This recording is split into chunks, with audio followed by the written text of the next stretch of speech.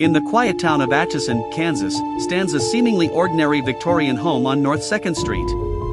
But this house has earned a terrifying reputation as one of the most violently haunted places in America, the Sallie House. In 1993, a young couple, Tony and Deborah Pickman, moved in with their newborn baby boy.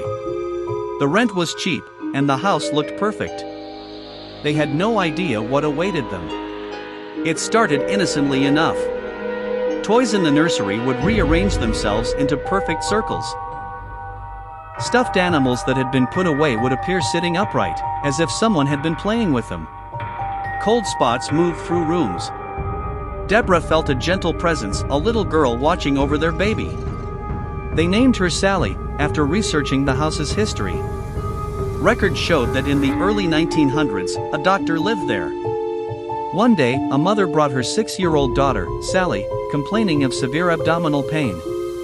The doctor, believing it was appendicitis, began operating.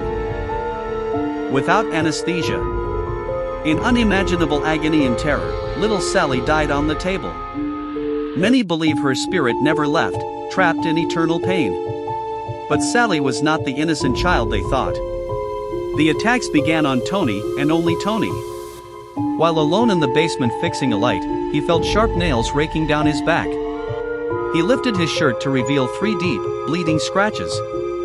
No one else was home. The assaults escalated. At night, Tony would wake burning in pain. In the morning, fresh scratches covered his chest, arms, and stomach. Some formed words, "Go away, I hate men." Deborah and the baby were never touched. Sallie seemed to despise men, blaming them for her suffering at the hands of the male doctor. One night, Tony was watching TV downstairs when every light in the house went out. The air turned freezing. He felt invisible hands wrap around his throat. Gasping for breath, he looked up and saw her, a small girl with long dark hair, pale skin, and hollow black eyes. She whispered, "You don't belong here." The pressure tightened until he passed out. Desperate, the family called paranormal investigators. EVPs captured a child's voice saying, "I want to hurt him. He deserves it." During one investigation, toys began flying across the room. Fires spontaneously ignited in wastebaskets with no source. In front of witnesses, fresh scratches appeared on Tony's body, blood welling up as invisible claws tore his skin. A seance turned into chaos. Objects levitated.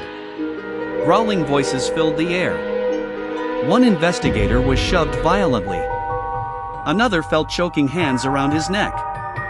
Finally, a priest was brought in for a blessing. As he entered, doors slammed shut behind him. Screams, bangs, and demonic snarls came from inside. When he emerged, pale and shaken, he warned, "This is not the spirit of a little girl. This is a demonic entity masquerading as Sallie. It uses the child's form to gain trust, then attacks." The Pickmans fled the house soon after.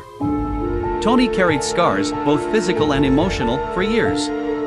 Today, the Sallie House is open for paranormal tours and overnight stays. Visitors, especially men, report the same horrors. Burning scratches that spell messages, toys moving on their own, the sound of a little girl laughing, followed by whispers of rage. Some guests wake up with bleeding wounds.